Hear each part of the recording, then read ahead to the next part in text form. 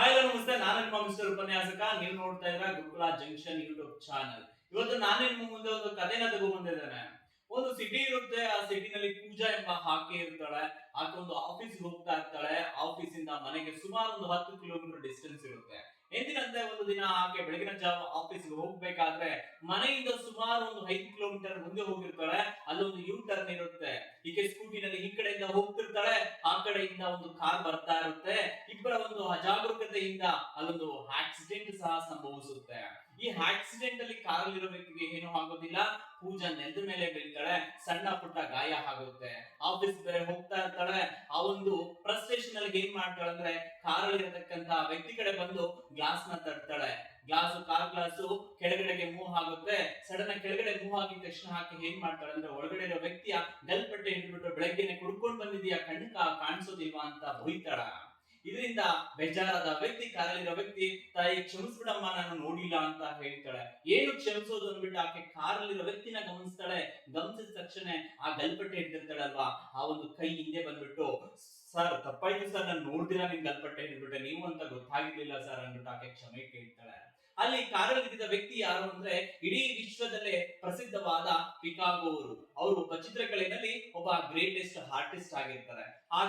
ಆತ ಹೇಳ್ತಾನೆ, ಸಾರಿ ಅಮ್ಮ, ತಪ್ಪಾಯ್ತು, ನಾನು ನೋಡಿದ್ರೆ ಆಕ್ಸಿಡೆಂಟ್ ಮಾಡ್ಬಿಟ್ಟೆ, ನಂದು ತಪ್ಪಿದೆ ಅಂದ್ಬಿಟ್ಟು ಸಾರಿ ಕೇಳ್ತಾನೆ. ಕೇಳ್ಬಿಟ್ಟು ಆತ ಏನ್ ಮಾಡ್ತಂದ್ರೆ ಕಾರಲ್ಲಿ ಹಿಂದ್ಗಡೆ ಇರತಕ್ಕಂತಹ ಒಂದು ಡ್ರಾಯಿಂಗ್ ಶೀಟ್ ಪೆನ್ನು ತಗೋತಾನೆ. ನಾವೆಲ್ಲ ನೋಡಿರ್ತೀವಿ ಡಾಕ್ಟರ್ಸ್ ಹತ್ರ ಮೆಡಿಸಿನ್ಸ್ ಅದನ್ನೆಲ್ಲ ಯಾವಾಗ್ಲೂ ಕ್ಯಾರಿ ಮಾಡ್ತಿರ್ತಾರೆ. ಅವರು ಲಾಯರ್ಸ್ ಲಾ ಬುಕ್ಸ್ ನ ಕ್ಯಾರಿ ಮಾಡ್ತಾರೆ, ಟೀಚರ್ಸ್ ಬುಕ್ಸ್ ನ ಅವ್ರಿಗೆ ರಿಲೇಟೆಡ್ ಬುಕ್ಸ್ ನ ಕ್ಯಾರಿ ಮಾಡ್ತಾರೆ. ಅದೇ ತರ ಚಿತ್ರಕಲೆ ಆರ್ಟಿಸ್ಟ್ ಅವರು ಎಲ್ಲೇ ಹೋಗ್ಬೇಕಾದ್ರೂ ಡ್ರಾಯಿಂಗ್ ಶೀಟ್ಸ್, ಸ್ಕೆಚಸ್, ಬ್ರಷಸ್ ನ ಕ್ಯಾರಿ ಮಾಡ್ತಾರೆ.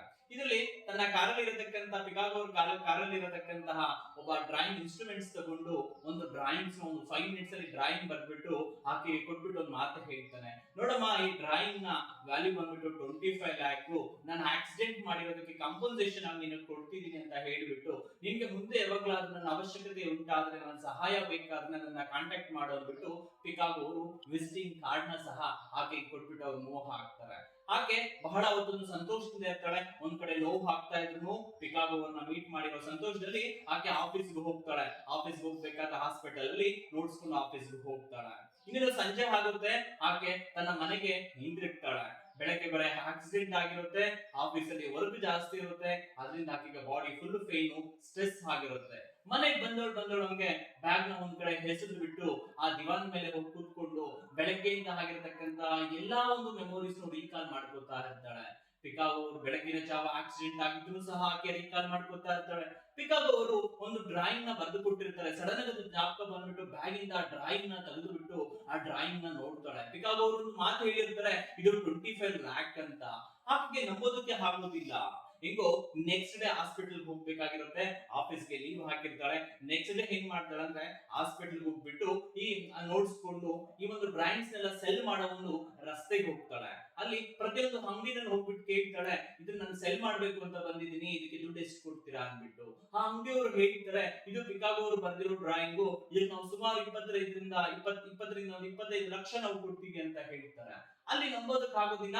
ನೆಕ್ಸ್ಟ್ ಅಂಗಡಿ ಹೋಗಿ ಕೇಳ್ತಾರೆ, ಅಲ್ಲೂ ಸಹ ಅದೇ ತರ ಹೇಳ್ತಾರೆ, ಪಿಕಾಗೋ ಅವರು ಬರ್ದಿರೋದು, ಇದು ಸುಮಾರು 25 ರಿಂದ 30 ಲಕ್ಷ ಕೊಡ್ತೀವಿ ಅಂತ ಹೇಳ್ತಾರೆ. ಹಾಗೆ ಸಡನ್ ಆಗಿ ಒಂದ್ಸರಿ ಸ್ವಲ್ಪ ಹೊತ್ತು ಶಾಕ್ ಆಗುತ್ತೆ. ನಾನು ಜೀವನ ಪೂರ್ತಿ ದುಡಿದ್ರು ನಾನು ಇಷ್ಟ ಅಮೌಂಟ್ ನ ಸೇವ್ ಮಾಡೋದಕ್ಕೆ ಆಗೋದಿಲ್ಲ. ಈ ಒಂದು 5 ನಿಮಿಷದಲ್ಲಿ ಇವರು 25 ಲಕ್ಷ ಸಂಪಾದನೆ ಮಾಡಿದಾರಲ್ವಾ, ಇವ್ರನ್ನ ಕಾಂಟ್ಯಾಕ್ಟ್ ಮಾಡಿ ನಾನು ದುಡ್ಡು ಮಾಡ್ಬೇಕು ಅಂದ್ಬಿಟ್ಟು ಆಸೆ ಪಟ್ಟು ಏನ್ ಮಾಡ್ತಾಳೆ ಅಂದ್ರೆ ನೆಕ್ಸ್ಟ್ ಡೇ ಪಿಕಾಗೋ ಅವ್ರನ್ನ ಮೀಟ್ ಮಾಡೋದಕ್ಕೆ ಹೋಗ್ತಾಳೆ. ಹೆಂಗೋ ಪಿಕಾಗೋ ಅವ್ರು ಹೇಳಿರ್ತಾರೆ, ನಿಮ್ಗೆ ಕಷ್ಟ ಏನಾದ್ರೂ ಆದ್ರೆ ನಾನು ಬಂದು ಮೀಟ್ ಮಾಡಿ ಅಂತ ಹೇಳಿರ್ತಾರೆ. ಇನ್ನೇನು ನೆಕ್ಸ್ಟ್ ಡೇ ಪಿಕಾಗೋ ಅವ್ರನ್ನ ಬೆಳಗಿನ ಜಾವನೆ ಮೀಟ್ ಮಾಡೋದಕ್ಕೆ ಹೋಗ್ತಾಳೆ. ಪಿಕಾಗೋ ಅವರು ಅವ್ರ ಮನೆ ಮುಂದೆ ಒಂದು ಹೊರಾಂಡದಲ್ಲಿ ಒಂದು ಚೇರ್ ಮೇಲೆ ನ್ಯೂಸ್ ಪೇಪರ್ ಓದ್ತಾ ಕಾಫಿ ಕುಡಿತಾ ಕೂತಿರ್ತಾರೆ. ಸುಮಾರು ಅವ್ರಿಗೊಂದು 70 ರಿಂದ 75 ವಯಸ್ಸಾಗಿರುತ್ತೆ. ಈಗ ಹೋಗ್ಬಿಟ್ಟು ಸಾರ್ ಅಂತ ಹೇಳ್ತಾಳೆ. ಅವ್ರಿಗೆ ಯಾರು ಸಡನ್ ಆಗಿ ಗುರುತು ಸಿಗೋದಿಲ್ಲ. ಯಾರಮ್ಮ ನೀವು ಅಂತ ಹೇಳ್ತಾರೆ. ಸರ್ ಅದೇ ಜ್ಞಾಪಿಸ್ಕೊಳ್ಳಿ, ನಿನ್ನೆ ನನ್ ಬೆಳಗಿನ ಜಾವ ಆಕ್ಸಿಡೆಂಟ್ ಮಾಡಿದ್ರಲ್ವಾ, ಆಕೆ ನಾನು ಅಂತ ಹೇಳ್ತಾರೆ. ನೀವೇನಾದ್ರೂ ಕಷ್ಟ ಆದ್ರೆ ನಾನು ಮೀಟ್ ಮಾಡಿ ಅಂದ್ಬಿಟ್ಟು ನೀವು ನನಗೊಂದು ವಿಸಿಟಿಂಗ್ ಕಾರ್ಡ್ ಕೊಟ್ಟಿದ್ರಿ, ಒಂದು ಡ್ರಾಯಿಂಗ್ ಬರ್ಕೊಟ್ಟಿದ್ರಲ್ವಾ ಕಂಪೋಸಿಷನ್ ಆಗಿ. ಓಹ್ ಪೂಜಾ ಅಲ್ವಾ ನೀನು, ಬೊಮ್ಮ ಬೊಮ್ಮ ಅಂದ್ಬಿಟ್ಟು ಒಂದು ಚೇರ್ ಹಾಕ್ಬಿಟ್ಟು ಅಲ್ಲಿ ಕುಣಿಸ್ಬಿಟ್ಟು ಟೀ ತರಿಸ್ಕೊಡ್ತಾರೆ ಆಕೆಗೆ. ಏನಮ್ಮ ಬಂದಿದ್ರು ಅಂತ ಕೇಳ್ತಾರೆ. ಅದಕ್ಕೆ ಆಕೆ, ಸರ್ ನೀವು ನನ್ಗೊಂದು ಮಾತು ಕೊಡ್ಬೇಕು ಸರ್, ನೀವು ಹೇಳಿದಿರ ಕಷ್ಟದಲ್ಲಿದ್ರೆ ಬಂದು ಮೀಟ್ ಮಾಡುವಂತ. ಹೇಳಮ್ಮ ನಿನ್ ಕಷ್ಟ ಏನು. ಸರ್ ನೀವು 5 ನಿಮಿಷದಲ್ಲಿ 25 ಲಕ್ಷನ ಸಂಪಾದನೆ ಮಾಡೋ ಟ್ರಿಕ್ಸ್ ನನಗೂ ಹೇಳ್ಕೊಡಿ ಸರ್, ನನಗೆ ಜೀವನದಲ್ಲಿ ಜಾಸ್ತಿ ಕಷ್ಟ ಇದೆ ಸರ್ ಅಂತ ಕೇಳ್ತಾಳೆ. ಅದಕ್ಕೆ ಆ ಪಿಕಾಗೋ ಅವರು ನಗಿತಾ ಹೇಳ್ತಾರೆ, ಅಯ್ಯೋ ಅದ ಅಮ್ಮ ನೋಡಮ್ಮ, ನಾನು ಈ ಚಿತ್ರಕಲೆನ ನಾನು ಸ್ಟಾರ್ಟ್ ಮಾಡಿದ್ದು ಸುಮಾರು 15 ವರ್ಷ ಇರ್ಬೇಕಾದ್ರೆ, ಸುಮಾರು ಸತತವಾಗಿ 55 ವರ್ಷ ಪ್ರಯತ್ನ ಪಟ್ಟಿದ್ದಕ್ಕೆ ನಾನು ಈ ಸ್ಥಾನದಲ್ಲಿ ಬಂದು ನಿಂತಿದ್ದೇನೆ. ಫಸ್ಟ್ ನಾನು ಈ ಡ್ರಾಯಿಂಗ್ ನ ಬರಿಬೇಕಾದ್ರೆ ನಾನು ಡ್ರಾಯಿಂಗ್ ಬರೆಯೋದಕ್ಕೆ ಯಾರು ರೆಸ್ಪೆಕ್ಟ್ ಕೊಡ್ತಿರ್ಲಿಲ್ಲ, ವ್ಯಾಲ್ಯೂ ಇರ್ತಾ ಇರ್ಲಿಲ್ಲ. ನಾನು ಫಸ್ಟ್ ಸ್ಟಾರ್ಟಿಂಗ್ ಅಲ್ಲಿ ಒಂದು ಡ್ರಾಯಿಂಗ್ ಬರೆಯೋದಕ್ಕೆ ಸುಮಾರು ವರ್ಷಗಳು ನಾನು ತಗೋತಾ ಇದ್ದೆ. ಆ ವರ್ಷಗಳನ್ನ ಒಂದು ವರ್ಷಕ್ಕೆ ಬಂತು. ಅದರಲ್ಲಿ ನಾನು ಎಫರ್ಟ್ ಹಾಕಿ ಆ ಒಂದು ವರ್ಷನ ಏನ್ ಮಾಡ್ದೆ ಅಂದ್ರೆ ನಾನು 6 ತಿಂಗಳು ತಗೊಂಡ್ ಬಂದೆ. ಆ 6 ತಿಂಗಳಲ್ಲಿ ಬರೀತಕ್ಕಂತ ಡ್ರಾಯಿಂಗ್ ನ ಎಫರ್ಟ್ ಹಾಕಿ ಆ 6 ತಿಂಗಳ ಸಮಯನ ಏನ್ ಮಾಡ್ದೆ ಅಂದ್ರೆ ನಾನು 1 ತಿಂಗಳು ತಗೊಂಡ್ ಬಂದೆ.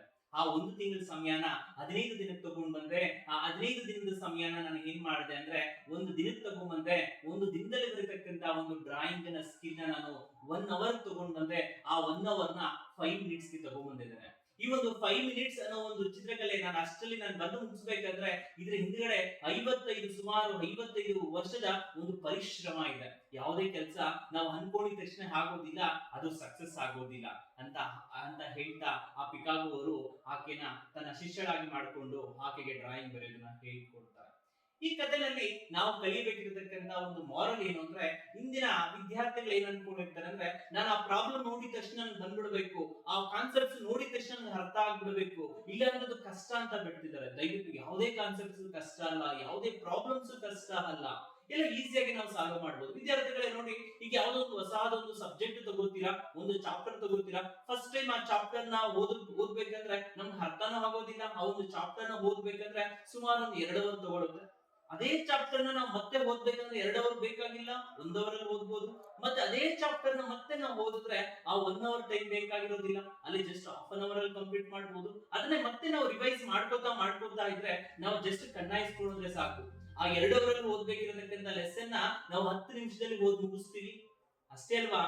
ಅದಕ್ಕೆ ನಾನು ಹೇಳೋದು, ಯಾವುದೇ ಒಂದು ಯಾವ ಕಾನ್ಸೆಪ್ಟ್ಸ್ ನಮ್ಗೆ ಕಷ್ಟ ಅನ್ಸೋದಿಲ್ಲ. ನಾವ್ ಯಾವಾಗ ಅದನ್ನ ಬಿಡದೆ ನಾವು ಪ್ರಯತ್ನ ಪಡ್ತೀವೋ ಅವಾಗ ಆ ಕಾನ್ಸೆಪ್ಟ್ಸ್ ನಮ್ಗೆ ಈಸಿ ಆಗುತ್ತೆ, ಎಜುಕೇಶನ್ ಅನ್ನೋದು ನಮ್ಗೆ ಈಸಿ ಆಗುತ್ತೆ. ಪಿಕಾಗೋ ಅವರು ಸುಮಾರು ವರ್ಷಗಳು ಮಾಡತಕ್ಕಂತ ಡ್ರಾಯಿಂಗ್ ನ 1 ವರ್ಷ ಮಾಡತಕ್ಕಂತ ಡ್ರಾಯಿಂಗ್ ನ ಎಲ್ಲಿ ಕೊನೆಗೆ ತಗೊಂಡ್ ಬಂದ್ರೆ 5 ನಿಮಿಷಕ್ಕೆ ತಗೊಂಡ್ ಬಂದ್ರು. ಅಷ್ಟೇ ನಮ್ಮ ಜೀವನದಲ್ಲೂ ಯಾವುದೇ ಕೆಲಸ ಕಲಿಬೇಕಾದ್ರೂ ಅಷ್ಟೇನೆ, ಎಜುಕೇಶನ್ ಸಿಸ್ಟಮ್ ಅಲ್ಲೂ ಅಷ್ಟೇನೆ, ನಾವು ಪ್ರಯತ್ನ ಬಿಡದೆ ಅದನ್ನ ಪ್ರಯತ್ನ ಪಡ್ತಾ ಇದ್ರೆ ನಾವು ಅದ್ರಲ್ಲಿ ಸಕ್ಸಸ್ ಕಾಣಬಹುದು ಅಂತ ಹೇಳ್ತಾ ನನ್ನ ಮಾತು ಮುಗಿಸ್ತಾ ಇದ್ದೇನೆ. ಜೈ ಹಿಂದ್, ಜೈ ಕರ್ನಾಟಕ. ನಾನು ನಿಮ್ಮ ಪ್ರೀತಿಯ ಉಪನ್ಯಾಸಕ. Thank you.